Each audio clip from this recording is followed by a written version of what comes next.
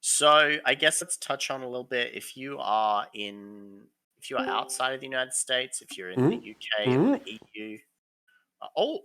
I heard a boop boop. Oh, there's a guy. There he is. He's here. I'm very pale. Look at him, pale man. Look at this man, Sean Sutter of Relic Blade. Look at that view. I liked that. Look at that sweater. Look at that mustache. Oh man, right, here we are. Oh dude, he's showing us. I need to connect to where I can see what. Sorry, I'm late, everybody. You're not. You're a Sutter arrives just when he means to.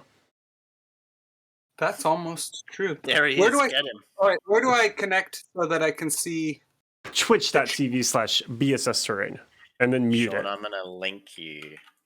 I'm gonna link you on Facebook. Twitch. Yeah, I got it. I know how Twitch works.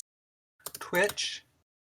You will need to mute it, and you will be on like a 30-second delay. But I'll try to keep up and.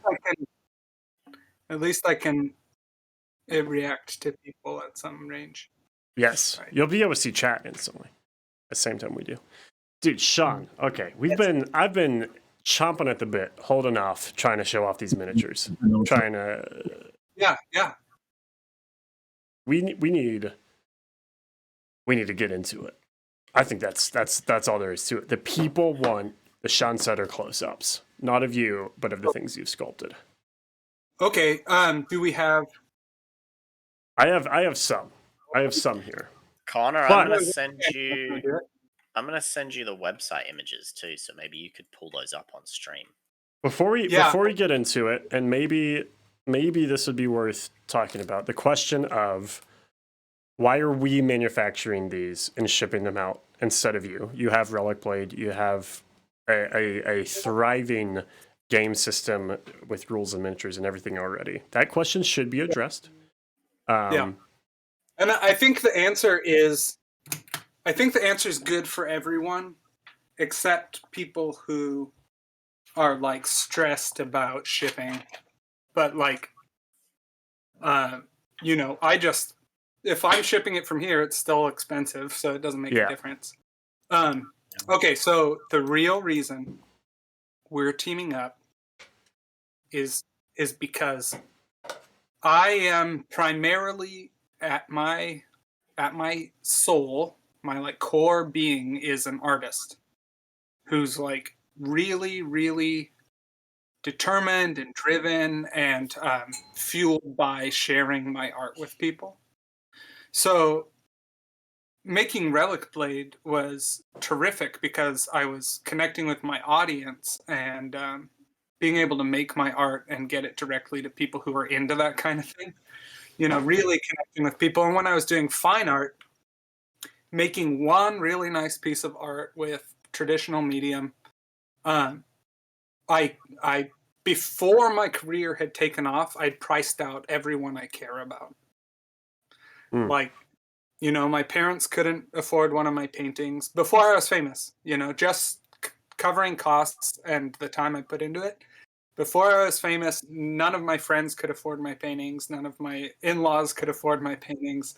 And then I found out that banks were buying my paintings just as like tax write-offs. Oh, no. That's... Are we allowed to curse on Twitch? You can say whatever you want, but I did not know you're not this. saying like racial slurs. That's shitty. It's shitty to feel like your art is just is a way for people to avoid paying taxes. So I did not. You've never told us that before. That sucks. That is awful. Yeah, that makes me angry. All my hard work was just like money laundering. Oh, and man. like that's a pretty cynical view of the art world, but it's also like a realpolitik view of the art world. Yeah. So like the people that are really engaging and enjoying art are people who go to shows, people who write articles about it, reviews, people who look at art at galleries, but people who actually fund the whole industry they're looking, it's NFTs. it's investment bros buying art. And so I realized that I wanted to be making art that was for people that I care about. I realized that I'm a storyteller and I want to tell stories, but I want it to be interactive. So gaming made a lot of sense. I made Relic Blade, and Relic Blade's my main source of income. It's my main job. And if you can see my background, my garage is brimming with the effort of making Relic Blade. And Sludge is a army game that's bigger than Relic Blade. So I've always wanted to make the figures for Sludge. My first plan to make Sludge was back in like 2017 or something. But the logistics of creating enough miniatures for an army size game, plus the logistics of managing that inventory is bigger than Metal King Studio. So I wrote Sludge instead of writing it as a game right out the gate. I wrote it as part of Blaster because it's like kind of more low pressure. I'm able to explore things. I can update it, I can change it, and let it grow as a community thing. So Sludge, I paired it back from a big war game to just maybe I'll just make rules.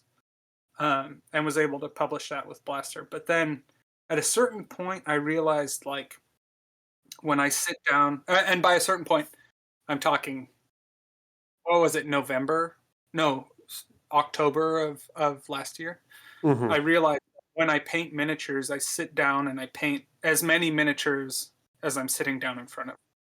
So if my goal today is to paint 2 Relic Blade figures, I'll take all day to paint 2 Relic Blade figures. But if my goal is to paint 70 Slaves to Darkness, then that day I'm gonna paint all 70 Slaves to Darkness. Like, that's it's like a idiosyncrasy or like it's like something that's wrong with the way I work, that I set a parameter at the beginning and set out to do it, and then that's what I do. And so if you add one more, if you add a 3rd Relic Blade figure to that day, that's too much for me. And if you add a 74th figure to my Slaves to Darkness army, that's too much. But if I set out to do 70 figures, or if I set out to do 2 figures, I'm happy to do that. So with Sludge, I realized, like, oh, sculpture's the same. I put a similar amount of work into sculpture as I do drawing or painting, and if I realize that I have to sculpt 40 figures for this army, like, my creative energy and my drive will take me from sculpting 1 figure all the way through sculpting the 40th figure. Yeah. So when I sat down and was like, I believe in this rule set. This game's very fun, very cool. It's unique, it's interesting, and it's a setting that I can't really explore otherwise, or I don't really get to do that kind of art. And so I sat down and I sculpted the first Sludge guy, and then I just like went from there, like 1 2 3 4 5 6 7 8 9 set. We'll do the knights. 1 2 3 4 5 6. We've got knights. We need wizards. 1 2 3 4 5 wizards. All right, we need commanders. 1 2 3 4 5 commanders. We need scouts. 1 2 3 4 5 6 scouts. We need cavalry. 6 cavalry. Like, and so my creativity and my enthusiasm carried me through that whole army project just as much as it would have carried me through making 4 Relic Blade figures. And so it's not about how much work I put into it. It's more about, like, me as an eccentric creative. So driving into making this game, I'm really, really excited about being able to partner with you guys, because if I sculpted 40 Relic Blade characters, the amount of managing inventory and character cards and all the stuff that I do on my own, it would break me. I wouldn't be able to fulfill it. I could offer it to you guys, and then I would die. people don't always get that, like, something that and we kind of touched on it before you got here. We were working at doing our own dice, and to engrave a dice costs a rate. It costs 50 cents to engrave a dice from Chessex. To engrave 3 sides of a dice costs 50 cents per side. We're over here making our own dice, and it's pretty straightforward to engrave a side of a dice, right? You set it up, you make the file, you line it up, the laser goes, you get the paint in there, you do all the steps to tumble and clean the paint and polish and all that stuff. But just having those 2 extra sides triples your work for something like dice. Yeah. Because you engrave 1, and then you have to pull it and flip it. Actually, more than triples, because there's time spent flipping. And you engrave 1, and then you flip it, and then you engrave 1, and then you paint one side, and you flip it, and you paint the other side, and you flip it, and you paint 1. And it's sort of the same thing with miniatures and SKUs, especially if they're individual. Like, and it's gotten more so, because like my last Kickstarter, I was like, all right, I'm going to offer this box set. It's going to be awesome. It's going to have figures in it. I can make that box set. But then when it came to fulfilling it, I wanted people to have the opportunity to buy other Relic Blade stuff. And so it made it so of the 1,000 people who backed my Kickstarter, I had 1,000 custom orders. And it was just like, okay, this person wants, actually they don't want the box set. They just want those 2 characters, and they want these characters. And so I'm like digging around and like finding out what goes in where. And I ended up spending, 6 months just sitting in my garage sorting orders by myself. And so an artist sorting stuff is a reality, of running a business. But when I can partner with you guys, I can sculpt instead. And so even though it, I don't make as much money if I'm letting you guys do part of the work, it means that I can actually deliver more of the art. And so my hope is that with this launch, with this product, we'll be able to sell enough that we can get people invested in the idea of like Sean Sutter figures through Blacksite Studio, and I can really be doing more art and less logistics, because not only like I'm not in love with logistics, but it's I'm happy because it gets me paid.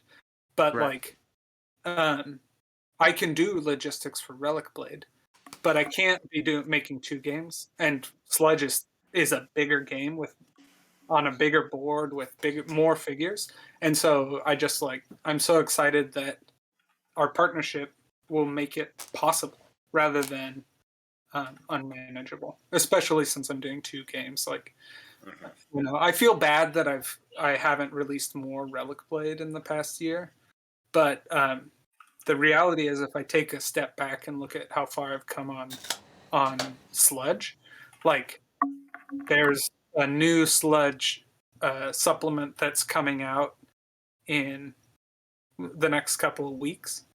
Blaster Volume 3? 4. 3? 4. 4. And 3 has the core rules, and then 4 is a supplement that includes factions and lore. And the factions really grow the unit types in a way that there are, I think, technically more units for Sludge and unit entries and army lists in this supplement than there were in the core rules. And the core rules have like everything that would be like vaguely historical plus some wizards. And then with this, I'm able to come into really what's at the heart of the Sludge lore, with like ancient machines powered by magic, like the tanks that are part arcane, part ancient, part new, like flying machines and giant demons, and all the things that I knew I know are in Sludge World, but are like really the Sludge World setting. And then the future is open. But on top of that, in the past year, I spent a lot of time writing a 3rd Sludge supplement that I realized was like needed to be number 3, even though I wrote it as number 2. So I had to take that file, set it aside with all the illustrations and art and every scenarios that I wrote for that, and then go back and write Sludge Nations, which is coming out next. So I've got a ton of Sludge stuff. I really am invested in the rule set. I think it's really quick, tactical. It really gets to the intention of that style of gameplay. And then with the figures, I'm able to immerse people in my vision for the world setting. Because Sludge is a kit bashing game. It's a creative game where your table, your figures is like in the metaverse of Sludge. That's like one reality, right?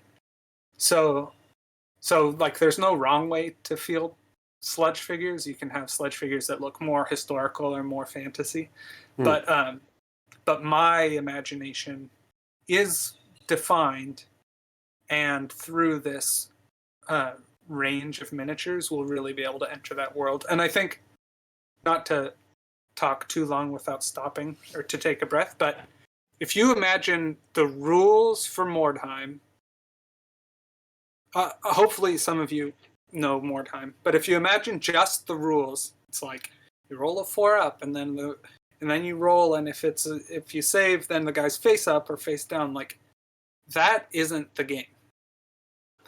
The rules are neat and get you part of the way, but a big part of it is the city, the style of buildings, the style of scenarios, the fact that there are witch hunter groups and mercenary groups and ratmen groups and vampires, like, and all of that together is Mordheim, and that's the enduring love that we have for, like, in a lot of ways that I think Wargaming comes from, is how well thought out all of that was. And so for me, Sludge, yes, Sludge can be played. I want you to be able to get it on the table right away with your Saga miniatures, with your Warhammer Fantasy miniatures, with your 40K miniatures, with your Flames of War miniatures, whatever. Like, I want you to be able to play it. But then also, as I get a chance to grow the aesthetic and the world and the story and the lore and the terrain, how that tells the story. Like, you can't discount what the terrain for Mordheim does for the game of Mordheim. And so Ben sold me entirely on Mordheim with a board, which Ben, we've looked for that. Miracle Bubbles, thank you for that resubscription. Ben, we've looked for that board, right? Like pictures of it, and we cannot find it. Well, so back, this is going back away. Before Blackside even was Blackside. Originally it was just me making handmade stuff. I made a couple of custom Mordheim boards. They were That's gorgeous. kind of what I used to sell Connor a bit on, like, hey, maybe we should like start our own business. Yeah. Wouldn't this be fun? Look at all this fun stuff. And then look, here we are. So, like, you heard it here first. The Sludge terrain available today from Blackside Studio is designed for Sludge, and this group of terrain fully fills out a 4-foot by 4-foot Sludge table. Like, you've got an awesome board of terrain, but also it was really meticulously considered and designed with the 3rd Sludge supplement in mind, which will be Sludge Skirmish, that really gets down to like the squad level Mordheim style adventure. So as the world develops, this terrain is intended to evoke that exact setting and that exact gameplay style. And so everything that I'm making for this has been like obsessively thought about, you know? So I just want to...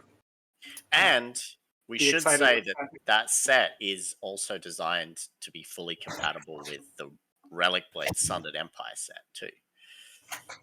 Yeah, absolutely. Like, So, Ben, could you, in Discord, could you send me some of those photos that Sean sent through? Scene sent us. The scene sent us. Yeah, Can you send him some of those, and then yeah, a couple of those trenches? Because there's some features with this terrain. When we're talking about the terrain, it's up on the image. We'll get through it real fast. Comes with a windmill. Comes with an octagonal foundation, 4 triangle foundations, 2 half-width foundations, a temple that is laser cut to be broken up into 3 sets, some scatter boxes, edge barricades. A little cart has some broken wheels. Sean opted for his to be broken down. The one in this image isn't. Some tree trunk sculptures, and if Ben's sending it, I'm having. I just need to compress the file. So. Yeah, it's fine. So you'll see these little barricade bits. Let's just. That wasn't the right thing. Let's just zoom in on these. Sean said, "Hey, we need trench warfare," and I said, "Okay, but MDF is super good at being flat and not good at being trenches." And Sean said, "Okay, but what if we did this?" So we have these barricades in, and actually, I can flip back over to Connor, I just sent you a couple of images. Oh, designed for custom trench building. Very nice. So we had some trench pieces, and they're relatively simple. These are the prototypes. The real ones are double layered for reasons that you'll see in a moment. And the original idea is like you can use them to make pathways that your chocobos can run. Can I say chocobo? Is that okay? Are we gonna get deemed in prep? Sorry? They're called Taluk. Taluk. Your Taluks can run down, or your Min, or Min can hide behind. But Sean said Connor, and he gave me some fantastic sketches. He said, Connor, I need these trenches. So let me pull up this image of this right here. Boom.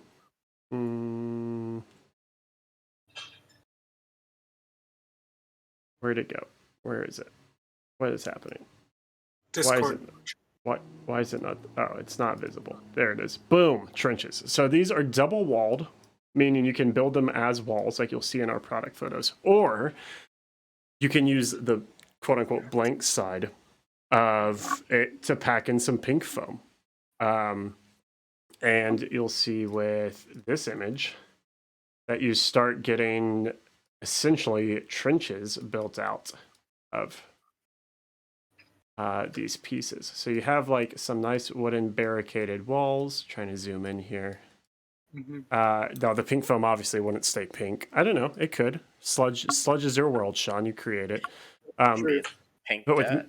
minimal scenic work, you have these nice trench works, it's so nice. This photo too. So Sean currently is the only one with a fully painted Sludge army and a copy of our terrain. The man's got it all. He's living it up. Yeah. And so we tasked him with building out some of these photos real quick. And that's great. Did you just pick those twigs from like your yard? Yeah, I wanted to embellish in ways that were obvious. And that's like, go in your yard and find some twigs, use some foam, and you can also add like smoke or whatever with cotton balls that are spray painted. So like especially with this photo, I wanted to feature like really obviously what is added and what isn't. So like,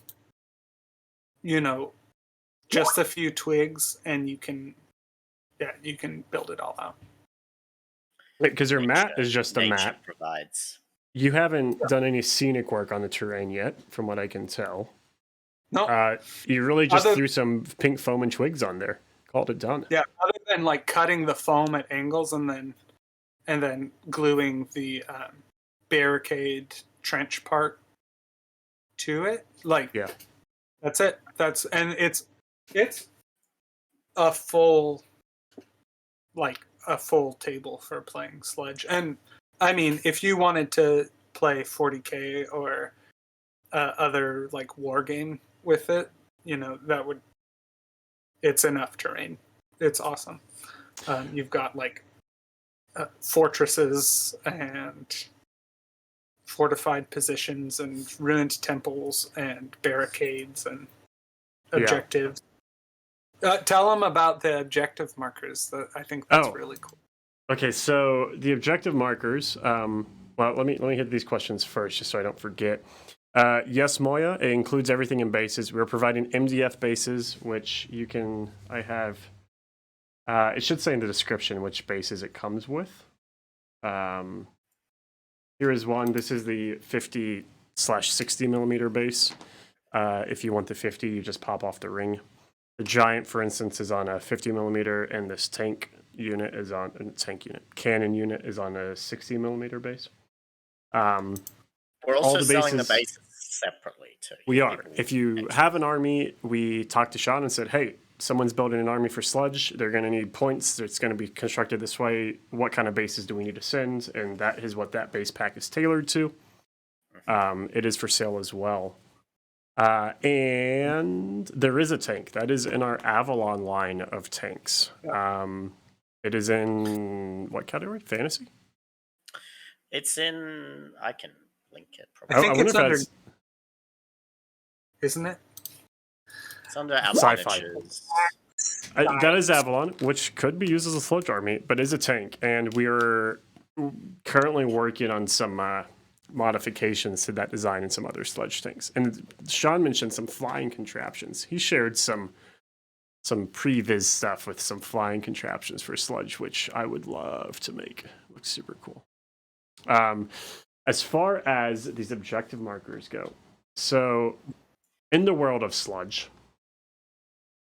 you have, I call it the world tree. Is that the official name? What is the name of the tree in Sludge? It's world tree. I also use the word Yggdrasil from Norse mythology. Right. So you can see a bit of this temple was a temple to Yggdrasil, or the world tree. It's long since been ruined, and there's some etching you'll see on this fountain as well. I'm pointing as if you can see it. You cannot. But we have these objective markers, which, oh yeah, these haven't changed. We do this and this.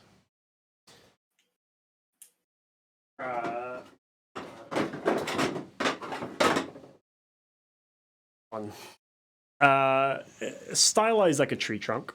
And some of you that have our Temples of Kural and Wizard Tower set may realize that there's some shared geometry going on here. But they're pre-scored. Sean, did you break any of yours? Make them crumbled? Some of mine arrived with the columns already broken. I may have done that to force you to do so. Connor. Well, none of his stuff got sent sprued in sheets. It's all so much like his windmill broke. Well, let me see. Where's the? My windmill broke. Can you see? So you can see these pre-scores here. It's like you can see the broken on mine there a little bit. Yeah, and you can see. Let me flip over here. This state of decay. This once great empire or world that was sustained by Yggdrasil is no longer, and the structures around it represent that as well. Go back here and go here, and I think the broken one's over here. You can kind of see it. Hold on, maybe we go over here. We got it's on the product page. There's broken ones. They're cool objective markers. There's so much functionality with this kit, and it plays so well with all the other stuff. What one extra? Okay, they're getting the battalion. Sean, what is the deluxe battalion? What is the other products if they want the Sludge army? Yeah, I think so. The three kits that like really stand to be doubled up would be just like more line infantry for sure. Like another unit of line infantry would be really good. The other thing is the Jaegers. those scout skirmishers are they're good at like claiming objectives and being like harassing opponents and sort of trying to influence what people do with their really powerful units. And then also with the commander's unit or the commander's ability that increases their burst value, you can end up doing a ton of damage with them if your commander is able to use his special abilities to buff them. But so those two units, line infantry and Jaegers. And then the other is with the cavalry. Those can be assembled as light cavalry, where you put one unit per 40 mil base, or as heavy cavalry, where you put two guys on a 40 or on a 50 if you feel like it's too tight. And heavy cavalry, it would be either 6 guys as light cavalry, that would be 30 points, or 3 stands of 2 cavalry models per base as heavy cavalry.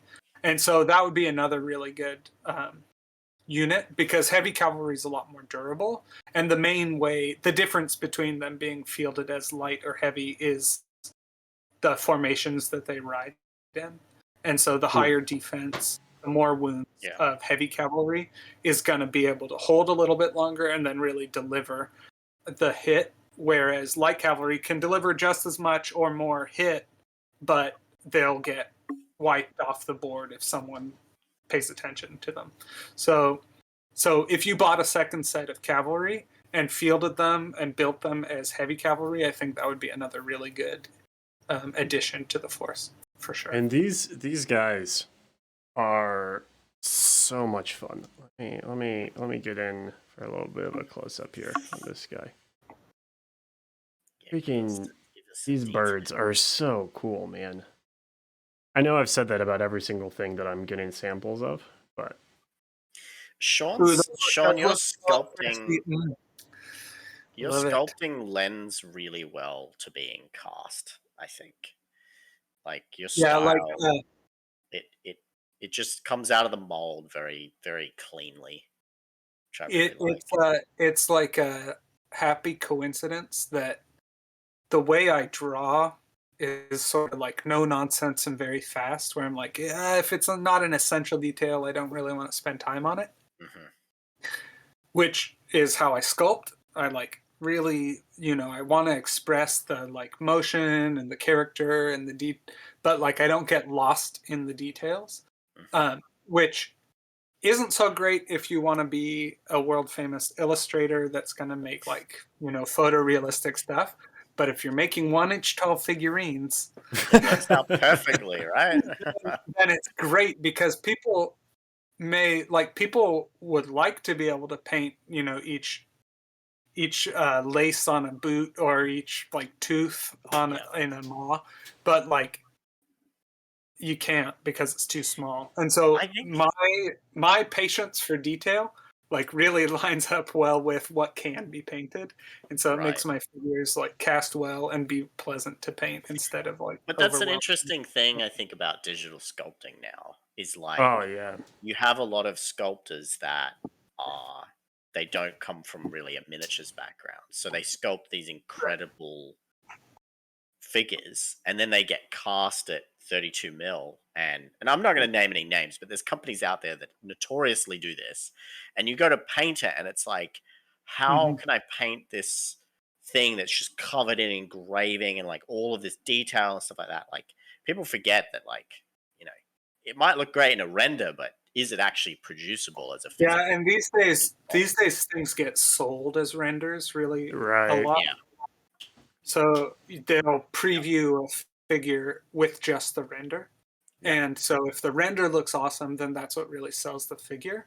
But I'm really focused on the painting experience and the gaming experience. And so everything from the rules being very, very, playable and exciting and keeping people engaged through the whole process is my priority. And then as I'm sculpting, having it fun to look at while it's on the table, having it fun to paint, like all that stuff is like meticulously thought out from a wargamer's perspective, rather than miniatures sculpted by an artist who camera is. comment. Because I am happy to admit that like there are lots of artists that are better than me. Mm-hmm. But what I do bring to the table is like tabletop miniatures are my passion. And so as every step of the way, I'm thinking about your experience with it as a miniature, as a game, like what your sessions will be like in both painting and playing and hobbying and assembly. Like almost all of these figures are cast as one piece. So yeah, you'll have to clean up a bit. So they're resin figures, so you may have to heat them up to get the guns straight or whatever. But like, I don't want you to be spending a ton of time assembling, like, gluing thumbs onto hands so I can get a pose in a wacky way. Like, I already put all the work into making sure they were posed in a way that would cast in one piece. Like, and I think it being an army game too, that's also even more essential. Because, like, yeah, if you have a game where it's like a couple of figures per side, you can argue that the player can take a bit of extra time. But like, if you're like, you got to get these on bases and paint like this entire battalion, like you don't want to be messing around with assembly and sub assembly and all that kind of stuff. So I think these work really well. Now, part of sub assembly though, because you do draw a line, and you'll notice that none of these chocobos. yeah, These totally not chocobos don't have riders, and you did that on purpose because you want riders to be exchangeable. Like the level of the balance between, yes, I need 18 line infantry, but I don't want to have to put together 4-piece line infantry to put 3 on a base to then do that 18 times or whatever it is. Versus like, yeah, I want to be able to switch out my mounted riders. I'm so excited. yeah. So the riders are coming to us on Tuesday with a few other things, and I can't wait to start playing with them. While Connor mentions that, so something that's, even though this is being released today as a pre-order, every single one of these miniatures is currently in production. In fact, we've got production molds spinning at the caster right now. So we're not talking about 8-10 weeks wait for this. Like, it's going to be a few weeks. Like, it's going to be February. We'll start shipping. It's going to be sick. Now, the terrain, that's going to go into production. It's not pre-order in the sense that, like, we'll use your money to be able to make it. It's just pre-order in that, there's limitations on how quickly things can spin. And as soon as they're here, we'll be sending them to you. Exactly. We as far as we already prepped the guys, and if you were here before Sean arrived, you would have heard us talking about our Violent Dark fulfillment, which should be still on track, early February shipping out.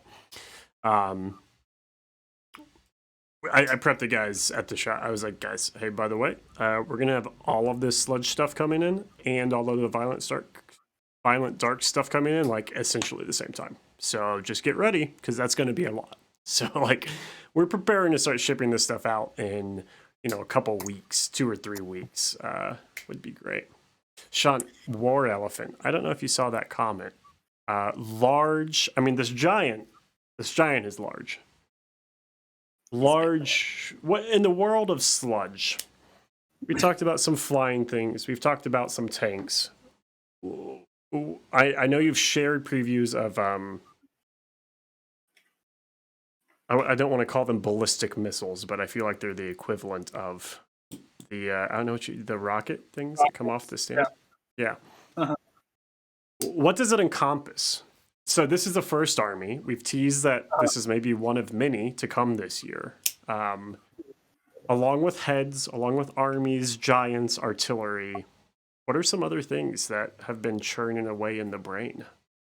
Well, I know for sure. So tanks are a big thing, like a big unit, like figure, and that Avalon tank really, really is very close to what I would want for it. So I don't even know if I'm gonna sculpt, because that sculpt is like really good and fits my intention. So we'll see what happens. But I do have the airships here. I can grab one off my shelf. Oh, please do. The ship is, oh my gosh, it is a flying machine, kind of castle in the sky, Nausicaa ornithopter thing. Cool. So, I mean, like, you know, Dune, Castle in the Sky, Nausicaa, all that stuff is like in the DNA of what this world is kind of like. It's sci-fi, but it's not the future of Earth. It's sci-fi in that it's metaphors of what we're going through. But anyways, this 3D sculpt is going to need some tweaking to be able to go into production, and this is a royalist unit, and so I think the next army I'll sculpt is Imperials, and then probably royalists, and then probably free peoples, which is more of a like a feudal system with like knights and guys, but yeah, so airplane, there's going to be the tank, and then there's also the giant, of course, but there are units that need to get added to the KETH. There's cultists and like assassins, and there's a lot of stuff I want to make that I just won't get to without Blacksite Studio helping distribute it. So yeah, I think that's a big part of it, is like the imagination and the effort and the art is all really churning, and those gears are in motion, but like actually delivering it is it's gonna have to be a team effort. I can't do it on my own. Well, and it's you have put in the work for months now to bring this army, but as of now, you're on the next army. As of tomorrow, you know, you're sculpting the next things. And I'm 11 sculpts into the Imperials already, so it's, or more actually, probably like 13. And so, yeah, it's on its way. It's Malev sent me something people link. want. What people, I think, listen, from the phone buzzing that's going on, I think people want it. With their orders. Yeah, let me just say, actually, look, if you're sitting in stream and I've seen orders coming in, like, thank you so much for the support so far. Oh, like, yeah. if you've the people that get in and slap their credit card down day one are the real, like, we love you, honestly. Yeah. So just a big thanks from all of us for any of you guys that have jumped on board with this. Whether it's terrain, whether it's miniatures, even if you buy one single model, like it's all going to help support grow this project. Which is it's comical, like it's very personal. like it. I put a lot of my life and energy into hoping and making art, but hoping that it arrives at someone that's gonna like enjoy it. So yeah, people who are supporting my art and supporting our creativity, it's a really fun collaboration. Like I feel like friends. I feel like I'm friends with the people that buy my games. It's a surreal feeling, and if anyone's ever 3D printed stuff, you'll know it. Like when you take something, you put it on a screen, and then it comes out, especially resin 3D printing, it like comes out of a vat fully formed, and you hold it in your hand, and you think like, I made this. For creatives, like I'm gonna say Sean and Ben, I don't know if I'm a creator. I don't know if I put myself in that category. For you two guys to make something, make it a product, and then see dozens, hundreds, potentially thousands of people holding this thing that came out of your head. Like that's a weird moment, right? That it's fun. It is intimate. It is personal. It is go ahead. To create things is fun. Like you have fun creating them. That's That's what it is in the enjoyable part about being a designer, you know. And then when people are like, "Hey, this thing you made, I like it, and I'm going to give you my money because I want it," you know, that's even cooler. But then you can go further, and because it's part of a game, and you see them essentially playing a game with it. It's like a toy, right? And it's just like, I think that's an immense amount of enjoyment for sure. Yeah. And I think that it's even more meaningful for a company like us because we're not some huge corporation. And I'm not here to like bang on about this, but these aren't products that are mass produced overseas in factories by the tens of thousands, and they go on a shipping crate across the ocean. Like, this is all made in the USA. Like, you know, you're supporting us, you're supporting our contract casters, you're supporting all the other small businesses that we contract with. So, you know, this is like, I don't want to be like, oh, you're doing a good thing, but like supporting this type of content is also, you know, you are doing a really good thing. Well, there's a difference though. Like, I love Marvel movies, but Marvel movies are gonna happen whether I love them or not. That's true. Exactly. Whereas Relic Blade and Sludge and Don't Look Back, they don't happen if you don't love them. Like, we can't. They can't exist. And so, showing your support and showing your love for those things, like, it's such a cool way to be able to be involved in putting your hobby and your free time into something that like cares about you. I don't know. I think that's cool. It's also, working with Sean from our side is super great because I say, hey, and like we try to make things easy for people, sometimes to our detriment. Like, I'm like, hey, we want to make sludge terrain. Give us a few sentences of what sludge terrain may be like for you. Like, what is your image of sludge terrain? And then this guy, a few days later, sends back an image of a thing. Oh man, my timing was so great until it wasn't. Oh, it's because I'm on the wrong screen. This guy sends the sketch back of not only his perfect ideal sludge terrain, but his sludge terrain designed with MDF in mind. Like, he did all the work for us. He notated it. He said, this is the windmill I want. These are the foundations. These are these things. This is how many I want. This is the temple. And I'm just like, all right, fine, easy, nice, I'll do it. Like, it's great. But it's because even on the things with sludge that, Sean, even the things you don't have to spend time on, it is your head. It is your creation. It's your baby. It's not your actual child, but it's up there, you know. Is Cora watching? That'd be awkward. Yeah. Like, my actual baby's in the other room. Right. Playing Roblox. But yeah, it was to get that and just be like, okay, yeah, our job's done. I mean, like, yeah, we still have to figure out some geometry and some textures and how to make it efficient to cut on a laser cutter, you know, and that sort of stuff. But like, man, you go above and beyond, and so we're happy to ship out these little minis and do all the stuff after the fact if that's the kind of things are going against us. Well, it's amazing to me because I sent you those pictures, and then it was like 3 days later, I have the actual, or what felt like right away, I had the actual like thing on my table. It's really trippy and awesome. Man, I'm so stoked about how the trenches came out, especially with the foam. I'm pretty hype about messing with those myself too. Sean, can I? So we were talking a little bit about Adepticon. Can I include you in that a little bit? Yeah. Is that okay?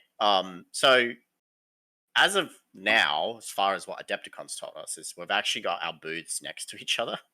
Yeah. That's what they've said. So the Black Site booth and then Sean's Metal King booth will be next to each other. So it means that we can kind of like cross-pollinate a little bit, I guess, with like some of the Relic Blade terrain, and then he'll be like right next door, and then, you know, so it should be pretty fun. So Sean, you will be at Adepticon. I mean, we were saying earlier, like, obviously it's all obviously subject to what's going on right now. Who knows? But our intention is we're going to be there. So if you come and see us, you also Sean's right next door. So if you needed another reason to come to Adepticon, then you know there's I hope to be playing Sludge and Relic Blade and stuff. Omicron has been just like a new pandemic for us, at least here in California, where we thought we had a break and we had like the opposite of that. And so we'll see exactly what happens. But man, the idea of being able to hang out and set up figures and roll dice is so exciting. And I mean, if it doesn't happen, or if we have to be like careful during the show, it will happen. Like, this stuff isn't going anywhere, and it's gonna grow. So and also like this amount of terrain, the figures. It's a game that's like very friendly to game groups, because the actual battles don't take forever. Like, it's a very tactical and like in the moment game. So getting through a battle only takes 45 minutes or an hour. So if you're going to get together with a game group, you could play 2 or 3 games of Sludge. You can be playing on tables that are like designed for it. You can have friends that aren't invested in this product but can still build armies for it. It's very open to game groups in a way that I think most games aren't. So especially army games, right? Because like if you have to convince your friend to buy and paint 50 or 60 figures all at once, and then it's just kind of like, okay, that's hard. It's a bit harder of a sell. I think also one of the other cool aspects about what you have kind of going on with Sludge as well, Sean, that also makes it a really good group or club game, is that like it's actually got a pretty vast narrative behind it, and there's a lot of different armies, there's a lot of different ways that you can kind of like theme out your forces, which I think works really well for because not everyone wants just the same miniatures, the same army. So eventually the idea is you'll have different army ranges and then different ways that people can build their collection, which I think is really cool. I think that makes it even cooler as a game that you can get in with your mates and stuff. So, yeah, and I mean, as part of it is like you can jump in with your figures from Bolt Action or Black Powder or Saga or 40K or whatever you have, Warhammer Fantasy Battles. Like, it'd be so easy to throw down a Dwarf army or a Warhammer Empire army and fill out those core units. So I think you can really get people involved in playing. The big thing is just having like the gore tokens and the rules, and you can really get people going on the mechanics and starting to understand the dynamic of how in the moment and how tactical and decisive the game is. Because in a lot of war games, you'll like activate one army and they do their things and the other army gets hurt, and then they activate and they're responding, and then like different parts of the battlefield will be hot zones where you'll be rolling for a couple turns to find out what really happens. Whereas Sludge hits harder in like more of a chess way, where I moved one model and that destroyed one of your units or got one of your units like really in a dangerous position, and that whole section of the battlefield blooms with gore that creates it like a stressful zone. And so the whole like table is changing every activation, and the way you have to respond to it is changing. And so it's more of a in the moment, more you're commanding it more as like a sergeant trying to make sure his guys are doing what they need to do, rather than the high level command being like, all right, this legion goes there, and I'm gonna send artillery fire there. It's way more zoomed in the trenches style of play, and unfortunately, those trenches just turn into pools of core and the last man standing. So it's very brutal. Man. It's very it's rated R. Here's a question. Here's a question. Sean, do you think you would survive a battle in the Sludge world? I don't, dude. I don't think I'd make it to adulthood in the Sludge world. Yeah. It's just right out the gate. Just right out the gate. Nope, done. Yeah. Man. I'd be like the sickly child. I'd be a poet. I'd be like the disabled poet on the street trying to like sing songs to get people to throw little coppers to me. A little bit of lore here. This giant. Is this giant human? Okay, so the giants are people. Because he's a saint. He's called a saint, so there has to be some religious implication. There has to be something about Yggdrasil, right? So part of it is what people believe the giant is versus what a giant is versus why a giant would exist in the world. So why a giant would exist in Midgar, in the like realm of humans, is because whatever realm has giants, so, say Jotunheim, is slowly decaying, and parts of Jotunheim would be bleeding into Midgar. So that's part of it. So on like a metaphysical level, as the world decays, the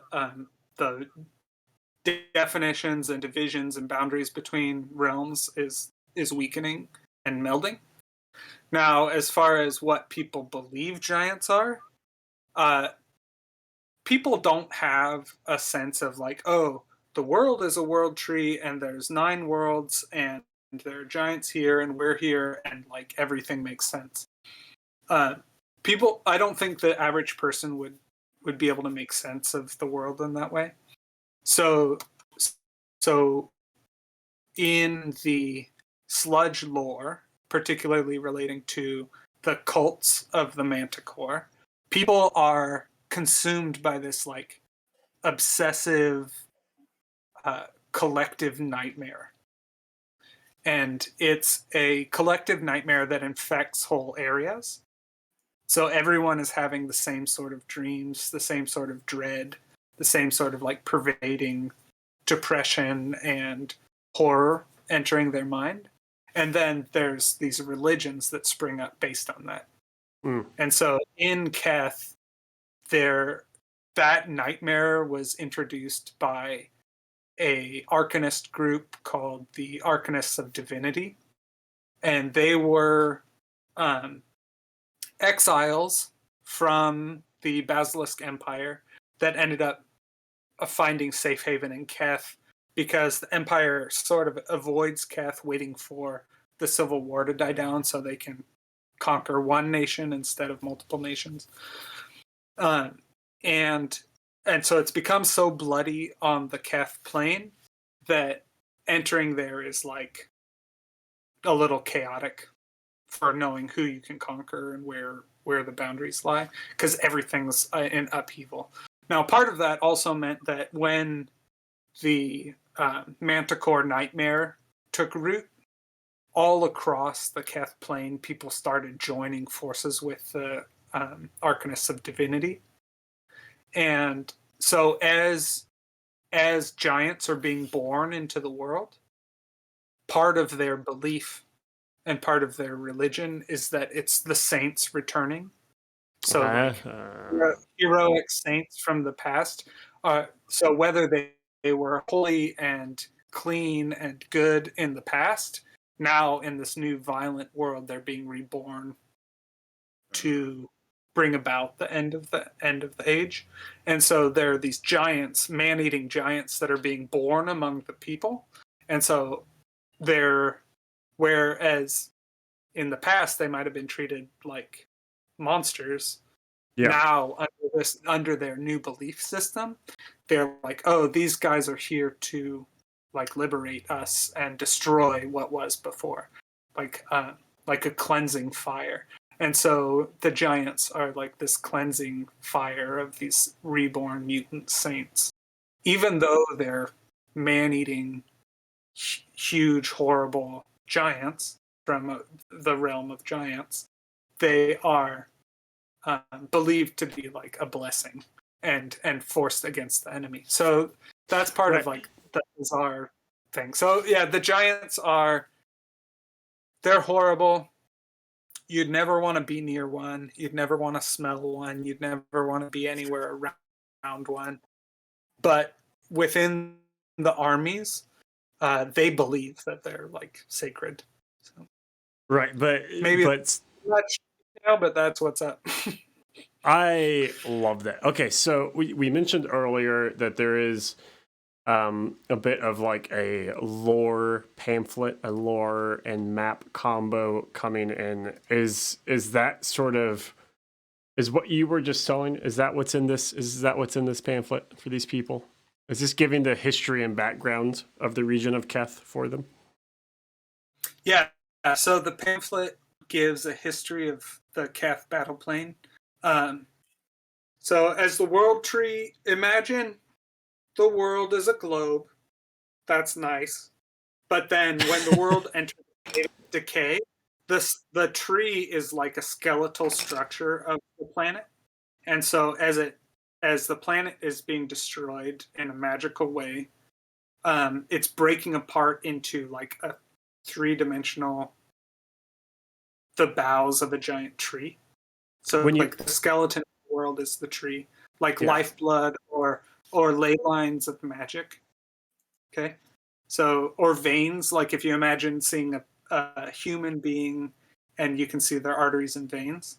Yeah. So as the earth is breaking apart, there are tracts of land still like clinging to the world tree, and they're all like floating islands. And the Keth battle plane is a minor continent in this network of a three-dimensional network of the boughs of the western branchways, which is where Sludge War takes place. Yeah. And so there are references to history and perceptions of history in that Midgar is where we are.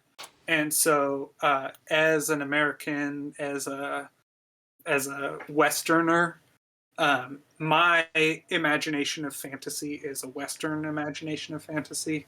And so Sludge takes place in the Western branchways. Does that make sense? Anyway, no, I think that makes sense. Yeah.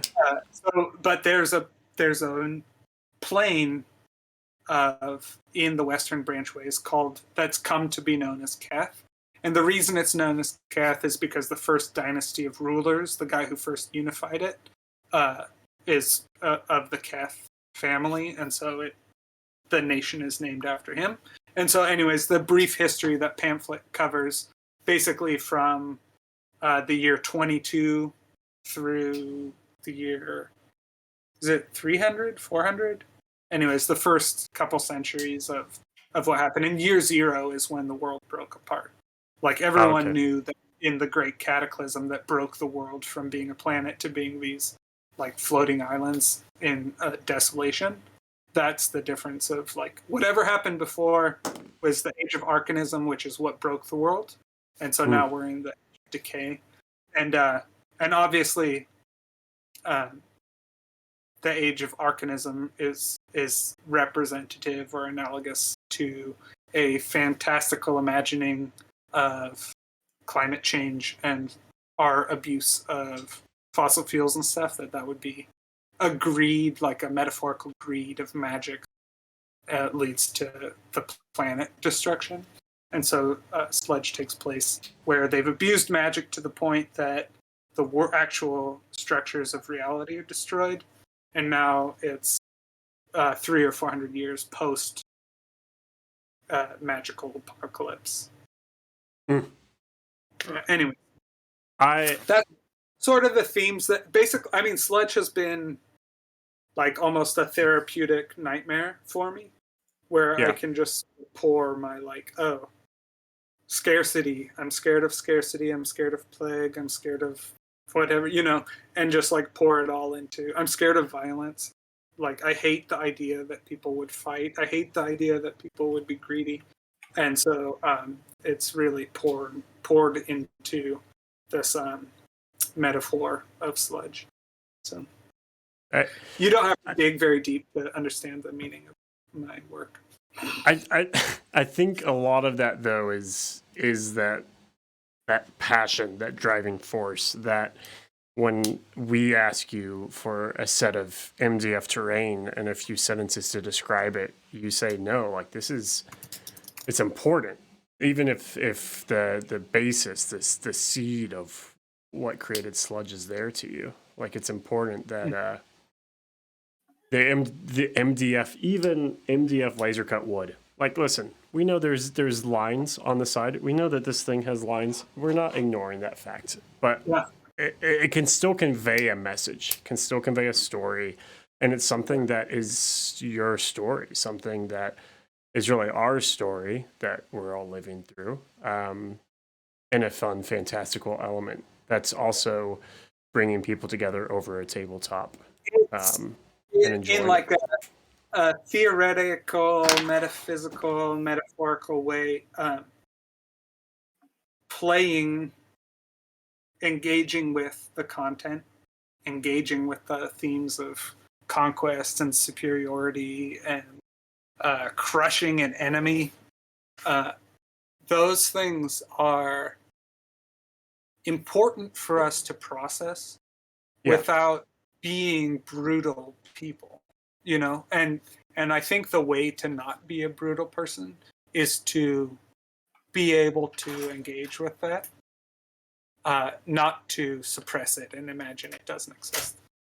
And so I think wargaming is a good way to be like, what is it worth to be sending these troops? What does it mean? Like, what are the real outcomes? Like, I just risked it all and I lost. I risked it all and I won, but at what cost? We learn lessons, and play is important.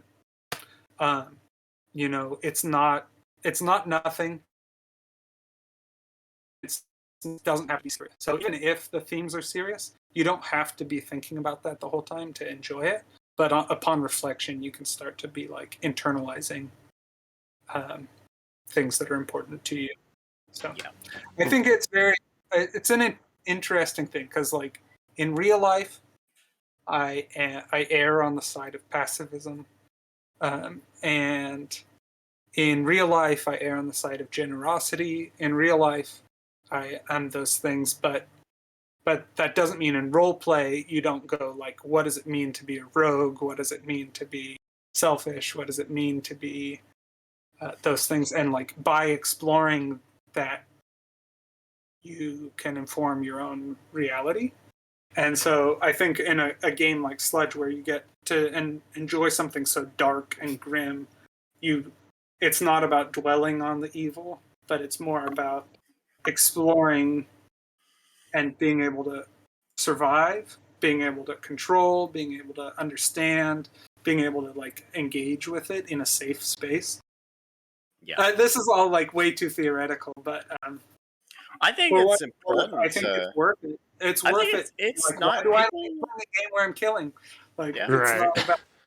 People very rarely think about the designer's intentions behind the games that get written, and like the people behind it. I think people are just like, oh, it's a game, I roll dice, But like there is a lot of deep thought that goes into projects. Like it's this stuff just doesn't like fall out of people onto a page and then goes to a printer the next day. It's a lot of deep thought.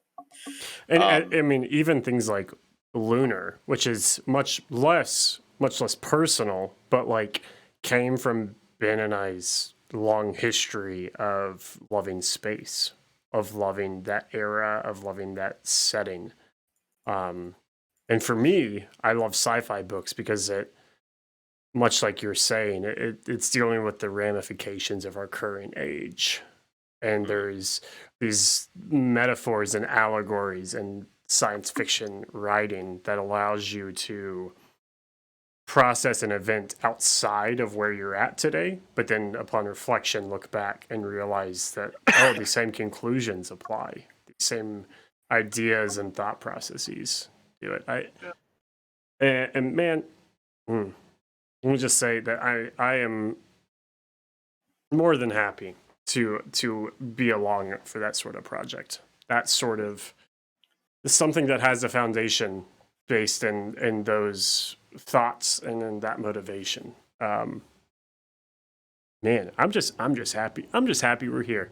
I'm happy we've had this conversation because I enjoy it. You know, it's weird. I sit down before this whole thing. We talked about how I don't like streaming until I'm streaming, and then I don't want to stop streaming. Connor is finally okay. He's finally in okay. parentheses. It took the dark and twisted world of Sludge to pull him out of his own problems. But there is, even on like this meta level of working with someone about this game, not even playing the game itself, but like sitting down at this table and talking about these ideas and joking about chocobos and bald eagle chickens, Talix and giant saints and Yggdrasil and all of these smashing world-colliding concepts. The implications of what is something versus what is the belief about something. Like, I don't know. I think there's a lot to say about exploring what it is to be human. Chumpton III had a cool question. Any connection to the world of Relic Blade? Different epoch or rebirth? Any thoughts on pulling some of the Relic Blade factions archetypes into Sludge? Say Battle Pigs and Wildercan? All right, so that's the question. And my answer is Sludge is so dark for Relic Blade, but Relic Blade is also post-apocalyptic. So one of my intentions for Sludge is that the core rules will be a driving force for me to be able to explore the other realms of the world tree, right? So if in the West we've got human realms with their guns and their trenches and all of that battle, I imagine that maybe on another portion of the world it's a little more high fantasy. And so I would love to make armies that are based on the Relic Blade fantasy setting, like a high fantasy setting, and introduce those army lists to the game. Because it's so easy to be like, yeah, okay, it's a new hero type. We have a geomancer. Like, these are the skills she has. Here is a elite unit type. It's Stonekin Battleborn. It's a unit Stonekin. Here is what happens when the Arbaleth War Council goes to war. This is a special elite unit type that's leaders, right? Man, imagining a giant with his hammer just smashing into a tree and the Arbaleth just like grabbing it and pulling out the hammer. Tearing the giant in half. Yes! Just like no care. The saint is gone. Yeah, units of Lotus Blade Songs, Lotus Elites, archers, Lone Guard, whole battalions of Lone Guard marching to war against war pig battle formations. Like, yes, I want to do that. The biggest barrier is actually being able to physically produce those figures. Not the. I would happily sculpt 20 battle pigs tomorrow, but casting 20 battle pigs, selling 20 battle pigs at a time, people being able to afford 20 battle pigs at a time, being able to ship 20 battle pigs at a time to the EU where I know people would love it. That's stressful for me and it stops me. And so that really ties into the Black Site Studio collaboration where I'm able to say, Sean, you don't have to worry about that. Connor and Ben have your back.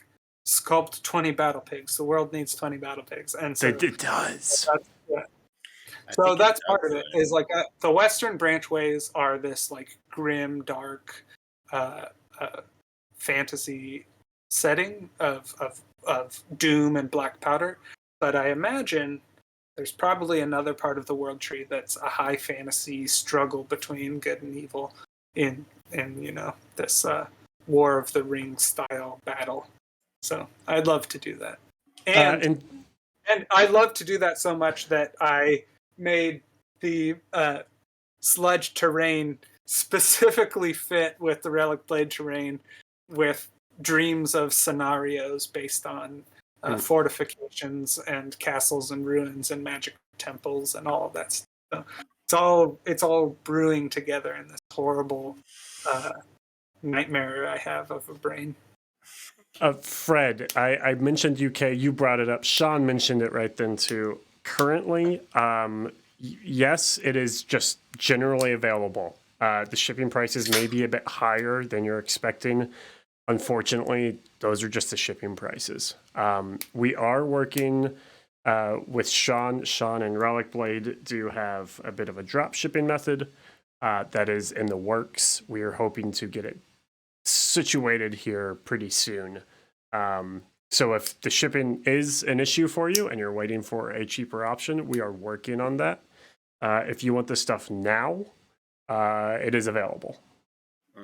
So I hope that answers the question. I can't give you a date on when the alternative shipping routes will be available. Soon, TM. What does that really mean in today's world? Who knows? But we are working on it. We're aware of it. We know that when you guys put in terrain and minis and it starts spouting out a quarter of the cost of the thing, like, that's not fun. And it's not fun for us because we want to get it to you. Like Sean's saying, he doesn't want his art going to bankers to use it as some investment money laundering scheme. He wants it to go to people who put it on bases in their piles of shame and hopefully one day paint it, as all wargamers do. And same with MDF. If I could, I would go over everyone who bought a Relic Blade figure. I would put it in a little like care package, like a basket with like flowers and chocolates, and I'd go to their house and we'd sit down and we'd paint the models together and we'd laugh and I'd bring a case of beer and we'd have such a fun time and we'd play a game.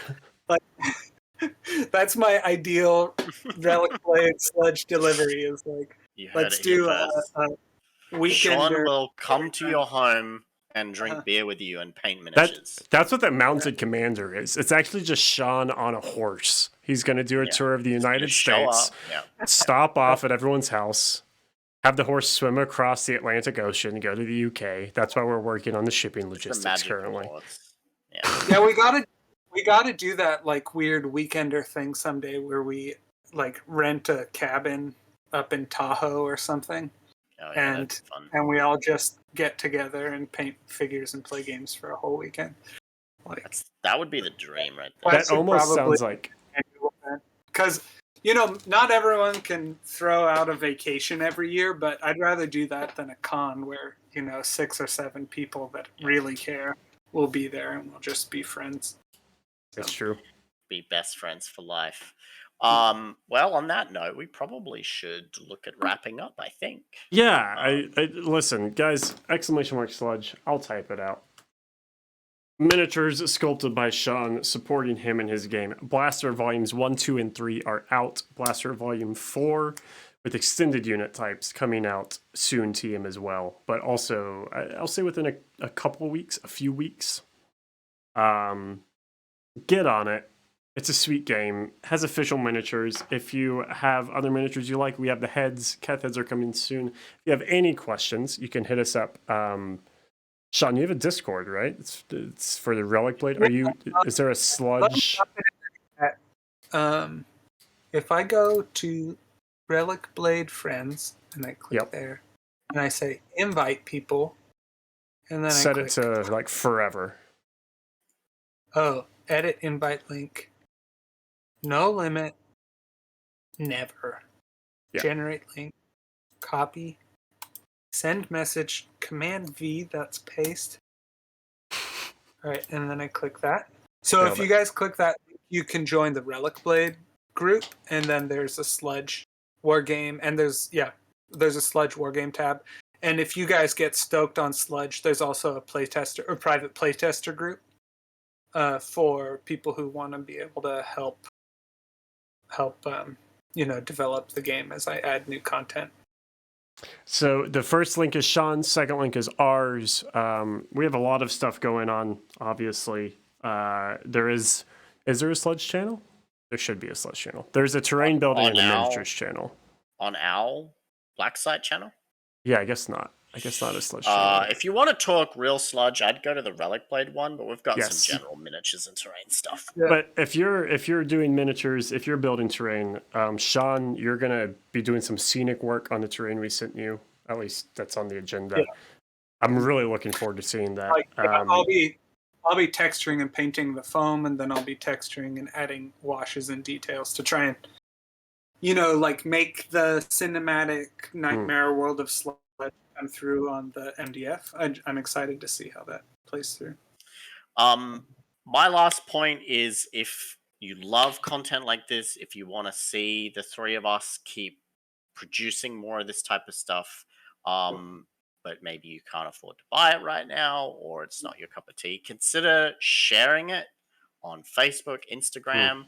If you're part of a fantasy group, like Wargaming group, any groups that you think are appropriate, where people that are like you may like these miniatures, drop a link there. If you see a thread where people are asking for miniatures, drop a link to it. We really want to get the word out about this range. We can only do so much through our channels. We really need people to get behind it and support it as well. You guys are always so good at showing up and supporting us, and we really just want to hit that home that we're super grateful. But we do need your help to get the word out. This is also ties into, we're not using Kickstarter or anything to launch this, so we really need people to kind of tell your friends, bring your friends, kind of thing. So and the KETH battle plane is my effort to not make fantasy so Europeans versus brown people. I want to start with the heroes are these mountain tribesmen, with interesting Arab and Akkadian, Sumerian, steppe people aesthetics put into them. And so I realized that sort of Arab fantasy isn't necessarily everyone's like, oh yeah, that's the $400 army I'm going to buy. But it's important to me that this starts with that intention, and there are going to be more factions. So even if your classic love is a different aesthetic, that should be coming. But you also should be able to find, there's a friend that could be able to get stoked on the KETH, and that will help fund your dream of more of a imperial, grim imperial, or more of a fancy royalist faction that's going to be coming in the future. Yeah, exactly. That is great. All right, love it. I love it. I love everything. I love life. I love you guys. I love you guys in chat. I'm full of love right now. It's true. Connor is okay. Exclamation mark. We do work with LGSs. It's a little bit kind of by the store, by the interest, but we can definitely make that happen. We're also expanding our distributor catalog as well, especially in the US. Don't Look Back and a trilogy pack and a few other items are on the way to being able to be bought. Well, some of them can be immediately bought now from their distributors. That'd be great too. Seth is the worst. Get out of here. I don't know who you are, but you're the worst. And yes, I thank Sean for coming on. Thanks for letting us be a part of the world of Sludge and bring it to people's tabletops. Thanks for... It needs the power of Black Site combined with the unlimited imagination of Metal King to actually come to life, because it's so many figures. Yes, it's it's like Sludge. The miniatures are Captain Planet, and we're all putting our rings together. Yeah. And we're creating. He's like the magic. Anyway, yeah. Mhm. It was fun, guys. Thanks everyone for hanging out. Thanks to all you guys who have gotten in orders so far. Yes.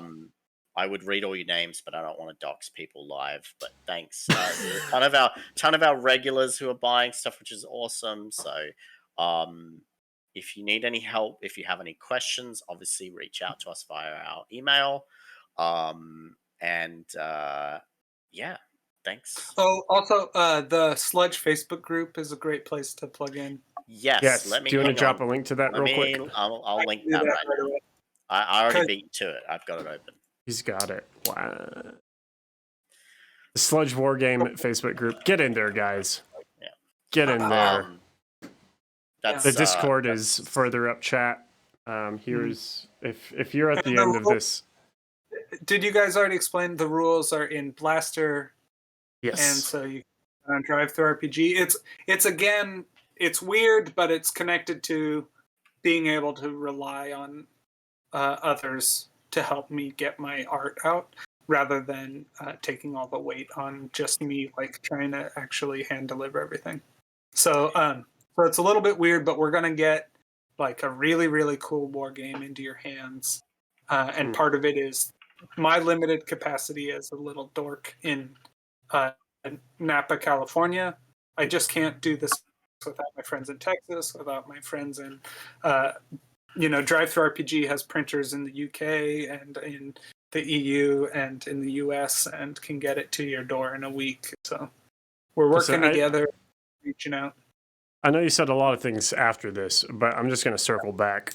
What's a more iconic duo than Californians and Texans? You know, that's really there. And then you throw an Australian in the mix, which is like Australia of Texas of the ocean.